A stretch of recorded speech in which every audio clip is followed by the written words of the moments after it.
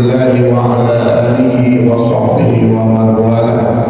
La haula wa la quwwata illa billah. Subhanaka la ilma lana illa ma 'allamtana innaka antal alimul hakim. Rabbi ishrah li sadri wa yassir li amri wahlul 'uqdatam min lisani yafqahu qawli. Jamaah sekalian, kita masuk di bulan Rabiul Awal, bulan Maulid yang Nabi kita Muhammad SAW. Maka judul pengajian pada malam ini tentang akhlak.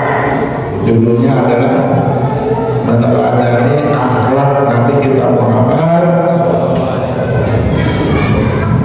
Quran surat Ali Imran ayat 159. Allah Subhanahu wa taala berfirman, A'udzubillahi minasyaitonir rajim. Bismillahirrahmanirrahim. Fa bima rahmatin minallahi linta lahum walau kunta faddan ghalidhal qalb lam faddu min hawlik fa'fu anhum wastaghfirhum wasyawirhum fil amri fa idza azamta fatawakkal 'ala Allah innallaha yuhibbul mutawakkilin.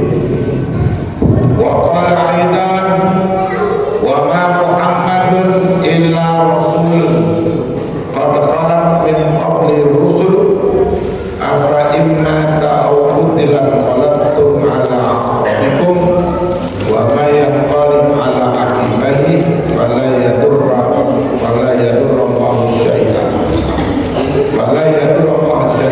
wa sayajzillahu syakirin.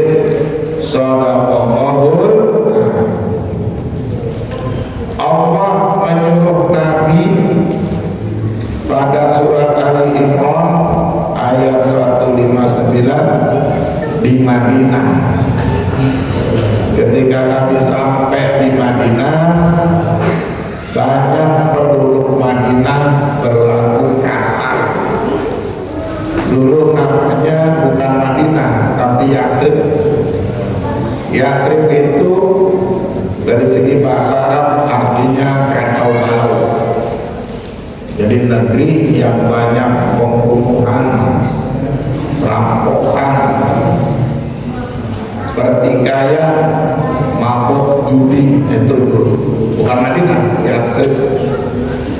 Ketika Nabi datang, banyak penduduk Madinah sebagian tidak suka kepada junjungan Nabi kita Muhammad SAW. Namun lebih banyak yang suka. Yang suka itu namanya Ansor. Jadi Ansor itu artinya orang-orang yang menolong Nabi ketika hijrah di Madinah. Kalau Muhajirin, orang-orang yang ikut hijrah bersama Nabi dari Mekah ke Madinah. Maka turunlah ayat ini, turunnya di Madinah, disebut oleh Allah, fa bima rahmatin minallah linta lahum. Ya Muhammad, maka dengan rahmat Allah kamu Muhammad sendirian linta lahum berlaku lemah lembut kepada manusia, termasuk musuhnya. Musuh Nabi banyak, orang Quraisy, jahiliyah, Nasrani, Yahudi, Majusi, itu musuh Nabi. Tapi oleh Allah disuruh berlaku lemah lembut, wah itu susah. Itu yang pertama. Terus Allah ngancam nih kepada Nabi, walau kunta itu anta, jika engkau fadal walidal qalb,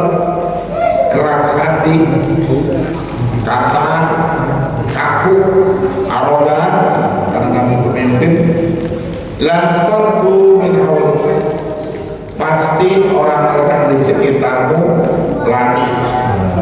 Lari itu makanya kalau keras, pemimpin bukannya nggak boleh keras, nggak boleh kasar. Maka perintah Allah yang pertama, fa'fu anhum.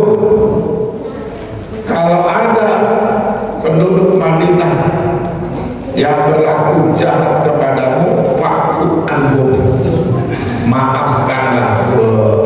Cakep tuh. Yang kedua, wastaghfir lahum, mohonkanlah ampun kepada Allah atas dosa-dosanya. Tuh yang kedua. Yang ketiga, wasyawirhum fil amri, bermusyawarahlah kepada mereka dalam segala urusan. Tiga, fa'fu anhum, wastaghfir lahum, wasyawirhum fil amri. Fa idza azamta, apabila engkau telah bertekad bulat mutusin perkara itu, fatawakkal ala Allah, berserah dirilah kepada Allah. Innallaha, sesungguhnya Allah, yuhibbul mutawakkilin, sangat suka kepada orang-orang yang bertawakal. Tuh, cocok nih dengan kejadian kemarin. Apa sih tafsirnya? Tafsirnya seorang pemimpin, nih catat ya, seorang pemimpin, apakah itu presiden, MPR, DPR, gubernur, menteri, wali kota, camat, lurah, RT RW, harus mencontoh akhlak baginda Nabi kita Muhammad SAW. Kalau kepengen terbentuk kampung yang baldatun, thayyibatun, warabun, gemah rimpah loh Cina, kan begitu kata orang Jawa. Betul ternyata zaman Nabi udah terjadi. Sebab kalau Nabi keras nggak bisa keras, besi itu keras, dikerasin patah. Kaca itu keras, dikerasin pecah. Coba lihat rotan, rotan itu lentur tapi keras, dibekokin kapan? Maka Nabi menjadi seperti rotan, tidak keras tapi lembut. Ayat pertamanya kan, lintalahum Muhammad, Nabi langsung, tidak ada sahabat, tapi tegur Muhammad, ada ya Allah, lintalahum, berlakulah kamu lemah lembut, lahum, kepada manusia siapapun, apakah pada musuh, sahabat, tetangga atau umat.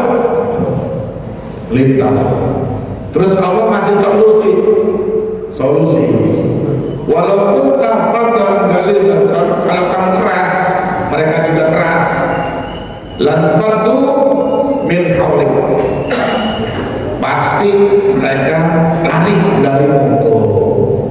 Kemarin anggota dewannya keras kepala, menterinya juga keras kepala, rakyatnya juga keras ketemu keras juga. Tetangga saya tuh disempel, kan disempel, keras juga omongannya. Ya, makanya hati-hati, lidah tidak lidah, hati-hati. Cuma ngomong tolol, hanya orang jangan dibilang tolol. Itu kan mahasiswa, ada juga anak STM, ada juga rakyat, emak-emak, bapak-bapak, jangan dibilang tolol. Dulu orang demo nggak ada HP, Pak. Ada yang punya HP tapi nggak bisa nyetel YouTube dulu. HP ada, foto juga, tapi YouTube ada. Sekarang Anak bocah aja bisa jalan YouTube. Apa ya? Dulu TV kalau ada berita langsung nyiarin. Sekarang TV diapain? Dibuka,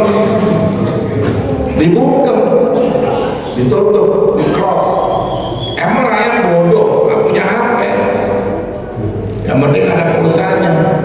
Ada berita lebih cepat handphone daripada apa? TV. Dulu nggak usah rakyat bapak tanpain pokok tetangga bapak marah nggak? Wah, apalagi rakyat. Tetangga saya juga, tetangga saya nggak banget itu kejadian. Jadi jam 3 subuh udah dirancang, pokoknya serbu. Nah, kita karena dekat dari rumahnya jauh ya, kita ngungsi sebentar kalau mama kering. Ada rumah kan? Wah, kalau begitu orang sudah hilang. Nah ini makanya kata Allah, kalau kamu keras, orang akan keras. Jadi keras lawannya apa? Lembut. Udah kejadian baru dah pada minta maaf. Mestinya minta maaf sebelum kejadian. Betul tak? Bapak dan aku rumah orang kagak dibukain pintu, kesel sama ini. Rakyat pengen bertamu ke rumahnya. Nama rumahnya apa? Gedung DPR. Itu rumah rakyat, rumahnya itu, rumah dia. Dewan Perwakilan Rakyat. Ada rakyat di belakang. Kalau dibukain pintu, marah nggak? Marah. Rumah dia. Ini bukan hukum, dari segi bahasa udah jelas rakyat. Nggak keluar nih orang yang pada berdasi tuh, nggak keluar, pada pakai jas tuh. Nah itu marah dong. Cuma nusuk satu doang tuntutannya apa pak tuntutannya? Cabut tunjangan DPR. Itu doang minta. Kita lagi susah beras kan lagi susah pak. Beras mahal, telur mahal, sekolah mahal bayaran. Tiba-tiba ada tunjangan DPR 50 juta buat rumah. Mungkin yang lain kontrak aja mahal cukup bantu ya. Aduh ya Allah. Nah saya punya tetangga nih, Syahroni tetangga saya. Syahroni orangnya baik, aslinya baik. Keceplosan lah. Kalau bahasa kita apa tuh? Keceplosan. Akhlak Nabi itu dari mulut. Makanya kita punya mulut mesti lemah lembut, jangan kasar. Ayatnya. Kalau kamu kasar, orang akan lari dari sekitar. Lari. Maksudnya apa? Benci kita. Satu. Maka Rasulullah betul kan? Ketika sampai di Madinah, nggak ada yang suka. Nabi hijrah itu sampai dijegal jalanannya, bahkan sampai mau dibunuh. Atas izin Allah, Nabi ngumpet di sebuah goa dibunuh. Yang di situ ada terdapat sarang apa tuh? Laba-laba bahasa Arabnya sur, maka disebut goa sur di Madinah Mekah. Itu perintah Allah. Kalau Allah tidak tunjukin jalan ke goa itu, maaf ya, Nabi sudah dibunuh. Inilah jejak Allah kasih Nabi. Jalan yang biasa orang lewati di sebelah kiri, pinggir pantai nih, dari Mekah Madinah tuh sebelah kiri. Oleh Allah, Nabi suruh jalan yang nggak pernah orang lewat. Kemana? Kanan. Gunung-gunung sampai mau, gunung panas, batu terjal ke kanan. Sehingga orang-orang musuh di Abu Lahab menduga Nabi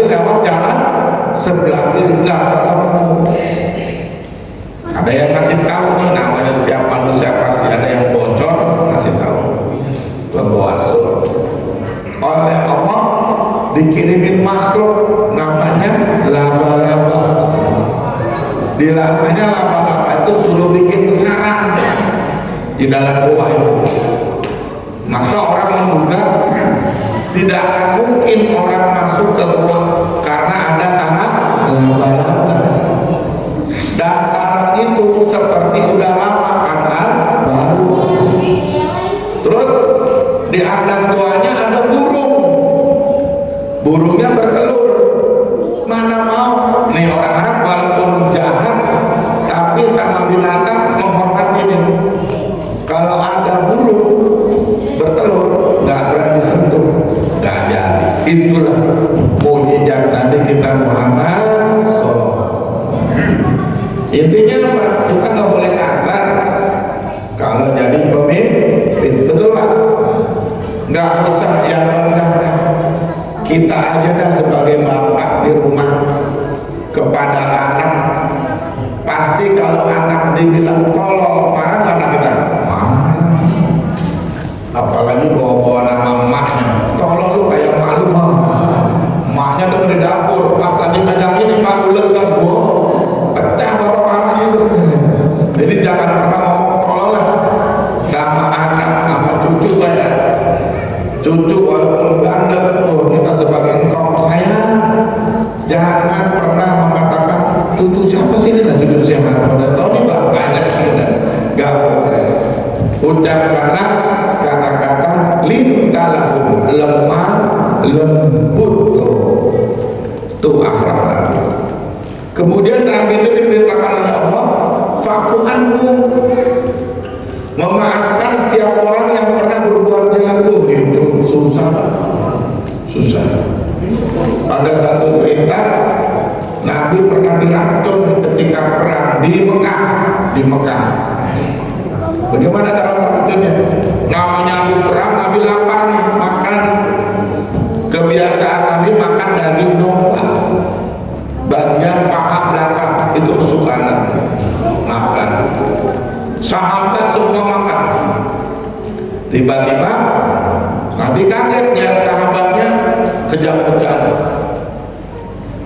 Yang ini sakit, ini kejang. Nabi enggak. Tapi racun itu bereaksi. Makanya dia bilang, kenapa Nabi meninggal umur 63? Maksudnya kan itu 90. Dia bilang katanya akibat racun. Sampai di Madinah, Nabi udah lupa. Udah menang Islam, perang udah jauh, hampir 10 tahun. Datang nih ibu-ibu tua ke rumah Nabi. Apa dia katakan, ya Rasulullah, tahu gak dulu siapa yang kasih makan daging kau? Nabi nggak tahu dulu. Kata Nabi, saya nggak tahu, saya ya Rasulullah. Terus apa maksudnya? Saya lah yang mengambil racun ke dalam daging itu. Tapi ternyata Allah izinkan kau masih hidup. Ketahuilah ya Rasulullah, hari ini aku minta maaf kepadamu. Itu Pak, Bapak tahu nih diracunin. Orang yang racunin datang ke rumah Bapak, kira-kira apa tindakan Bapak? Ambil golok. Oh Nabi enggak, hebat ya Allah. Luar biasa. Racunin lagi. Tapi Nabi luar biasa. Apa kata Rasulullah? Hai ibu, aku sudah lupa, itu masa lalu. Tapi kalau kau ingin bertobat, tobatlah kepada Allah. Sebelum kau minta maaf, aku sudah memaafkan. Itu akhlak Nabi kita Muhammad. Susah ditiru Nabi, masya Allah. Kayak gitu. Abu Sofyan gitu juga. Abu Sofyan ketika Rasulullah pengen pergi haji, itu Mekah ditutup, Masjidil Haram dikunci, Ka'bah dikunci. Bayangin, sakit hati kan? Enggak. Cuma Nabi bilang, ya Abu Sofyan, kelak suatu saat kau menyaksikan bahwa pintu Ka'bah akan bisa dibuka dengan kunci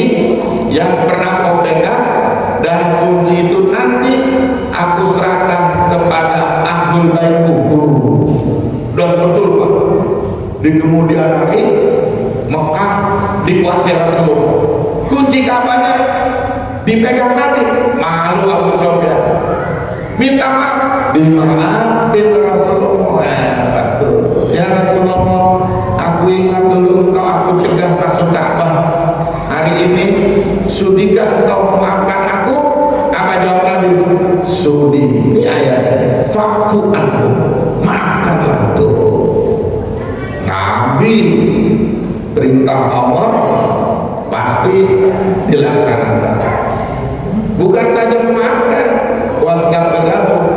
Setiap ada orang datang, ya Rasulullah, dosaku begitu banyak, tolong doakan aku, mohonkan ampun kepada Allah.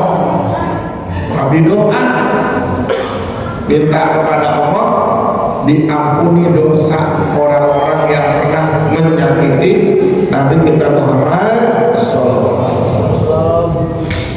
Yang paling penting saat di Madinah itu wasyawirhum fil amri. Karena Rasulullah seorang pemimpin, banyak suku-suku, banyak kabilah-kabilah, dan dia mendatang. Rasulullah itu mendatang nggak sembarangan, nggak sembarangan. Kalau bahasa Jawanya songong, tahu songong apa? Songong tahu kan? Orang datang ujuk-ujuk tiba-tiba tanpa permisi. Nah, kalau Nabi enggak, Nabi tahu nih Madinah kan orang, Nabi tahu, Nabi panggil kepala suku, Nabi minta bantuan kepada kepala suku untuk menghormati kebijakan Nabi. Gimana cara Nabi membangun rumah? Nabi bikin masjid. Jadi masjid pertama yang dibangun adalah Masjid Kuba. Lihat pada umroh. Ya. Itu masjid pertama kali. Siapa yang bangun? Rasulullah, para sahabat dan orang-orang yang ada di sekitar Madinah. Bagaimana caranya? Wasyawirhum fil amri, bermusyawarah. Nabi. Jadi walaupun Nabi berpuasa, mentang-mentang berpuasa, Nabi tidak mau ambil keputusan sendiri, tapi dia mendengarkan aspirasi umat, termasuk keputusan perang. Walaupun Nabi jenderal, panglima tertinggi, tidak mau Nabi memutus sendiri. Minta pendapat para sahabat, gimana para sahabat? Besok kita mau ada perang besar. Apa tindakan itu? Ada seorang pemuda, umur 25 tahun. Ya Muhammad, ya kamu siapa? Saya Salman dari Persia, maka disebut Salman Al-Farisi. Ada Mas Salman, karena begitu banyaknya musuh, kita masih ada waktu 1 minggu. Bagaimana kalau kita gali parit? Pemuda. Ini jangan mentang-mentang kita orang tua, anak muda usul, anak baru kemarin ya. Enggak gitu Rasulullah. Baiklah Salman, usulmu aku terima. Para sahabat, kita bergerak, cari cangkul, cari apapun, kita gali parit itu. Nabi, karena perintah Allah, wasyawirhum fil amri, bermusyawarah dalam segala urusan. Lalu di ayat berikutnya, iyang surkumullah fala ghaliba lakum. Jika Allah menolong kamu, tidak ada satupun manusia yang mengalahkanmu. Begitulah junjungan Nabi kita Muhammad SAW. Makanya di bulan Maulid ini kita jangan cuma sekedar memperingati besar-besaran perayaannya. Perayaan itu boleh, karena memang tidak ada hukum. Maulid tidak ada hukum, seperti sholat wajib, sunnah. Maulid aja, dia sebuah perayaan, tidak ada hukum. Sama kayak orang bikin acara di rumah, pindah rumah, syukuran, selamatan, bisa. Maulid itu dia bukan suatu ibadah, dia semacam perbuatan mubah, boleh-boleh saja. Makanya dilakukan kapan saja. Mau nikahan, boleh. Mau pindah rumah, boleh. Betul nggak? Betul nggak? Kalau di Jawa namanya kenalan, durian mau. Sehingga Rasulullah itu yang patut kita ikuti bukan perayaannya, tapi akhlak Nabi kita Muhammad Sallallahu Alaihi Wasallam. Kalaulah umat Islam ikut akhlak Nabi, mungkin di Indonesia akan aman-aman saja. Tidak seperti kejadian kemarin tanggal 25, 26, 27 sampai 31 akan terjadi. Kenapa? Ada akhlak itu. Akhlak itu penting. Maka di ayat ini disebut oleh Allah agar Nabi senantiasa mendoakan. Apa yang terakhir? Faiza azamta fatawakal ala Allah. Ya Muhammad, apabila Allah telah bertekad bulan dalam sebuah urusan, fatawakal ala Allah. Berserah dirilah kepada Allah. Anggota dewan udah putusin, presiden sampai undang, pimpinan partai diundang. Ada saya punya kawan pimpinan ormas juga diundang. Tujuannya apa? Minta nasihat bagus, bagus itu supaya jangan sampai chaos. Apa chaos? Hancur. Datang ke istana diundang, sampai ke rumah pribadinya di mana dong? Di Hambalang. Apa sih ini? Sudah diputuskan, ketemu anggota dewan, MPR, DPR, ketua partai, para ulama. Faiza azamta, kalau sudah bertekad bulan, fatawakal Allah. Serahkan semua urusan kepada Allah. Manusia cuma bisa berencana, yang menentukan Allah. Baik, alhamdulillah. Buruk, innalillah. Kan gitu, betul kan? Makanya peringatan Maulid silakan diadakan, tapi yang paling penting selesai Maulid ikuti akhlak Nabi kita Muhammad Sallallahu Alaihi Wasallam. Apa sih akhlak? Ini 5 ini: lemah lembut, memaafkan, mendoakan, bertawakal, musyawarah. 5 akhlak di surat Al-Imran ayat 159. Jadi kita orang Islam nggak boleh saling menyakiti, nggak boleh saling dengki, nggak boleh saling menjatuhkan, dan nggak boleh memecah belah. Kan wa'tasimu bihablillahi jami'an wala tafarraqu. Berpegang teguhlah kalian kepada tali agama Allah, janganlah bercerai-berai. Biarlah kemarin sudah terjadi, yang penting anak kita, keluarga kita jangan ikut-ikutan. Betul ya Pak? Jangan ikut-ikutan. Udah, kata orang Jawa, menang baik apa menang? Banyak berzikir aja, banyak berdoa, banyak berharap. Kita nggak dukung Pak orang menjarah. Dalam Islam itu mengambil milik hak orang lain tanpa izin namanya apa? Mencuri. Apa hukumnya? Haram. Sesakit hati apapun kita sama orang nggak boleh. Apalagi sampai buat jaminan nggak boleh. Ada hukumnya. Apakah itu hukum Islam atau hukum pidana atau perdata? Ada hukumnya. Nah, kita orang Islam makanya kudu hati-hati. Jangan ikut.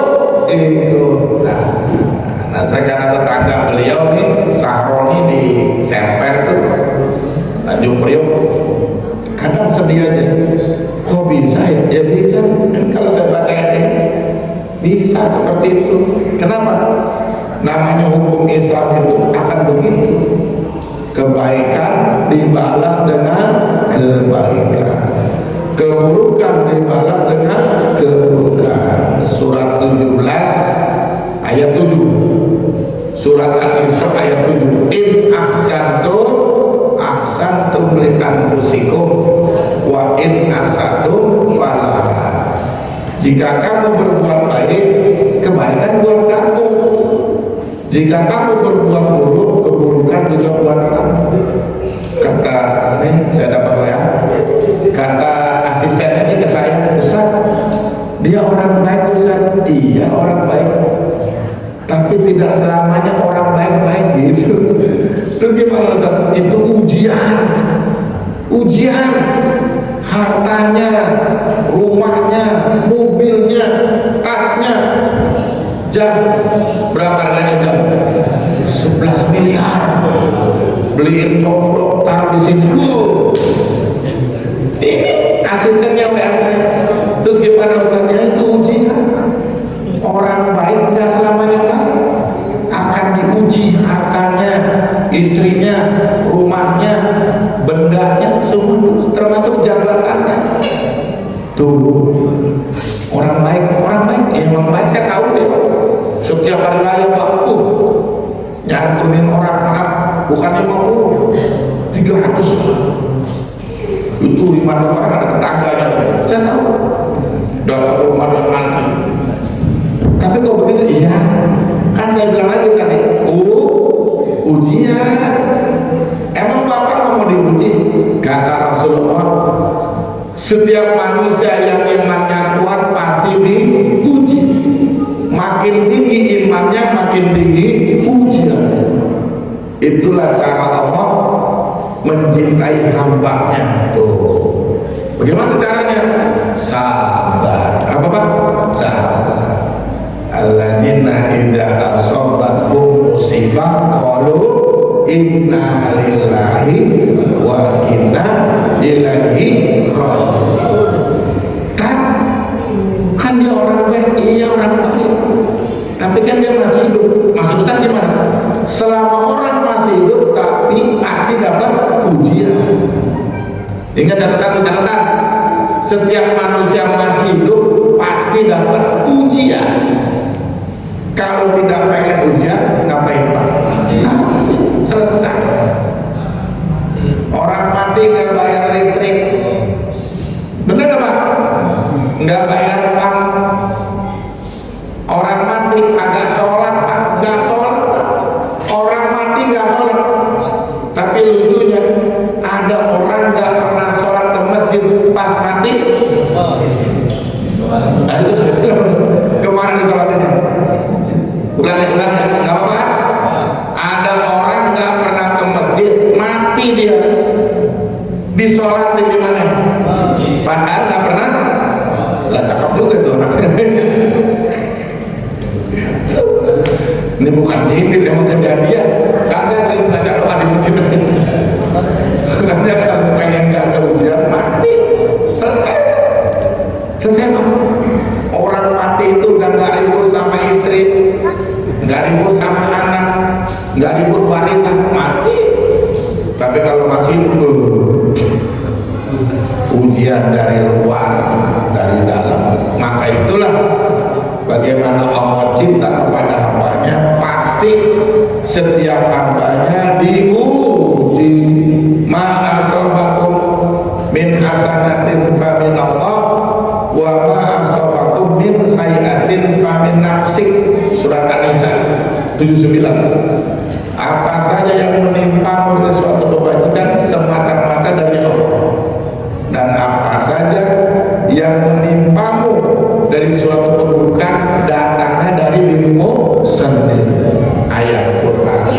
Maka mudah-mudahan bulan Maulid ini cintailah Rasul dengan memperbanyak sholawat, mengikuti sunnah-sunnahnya, mengikuti akhlak beliau, sehingga kelak kita mati bisa berjumpa kepada Nabi Muhammad di padang mahsyar. Amin ya rabbal alamin. Demikian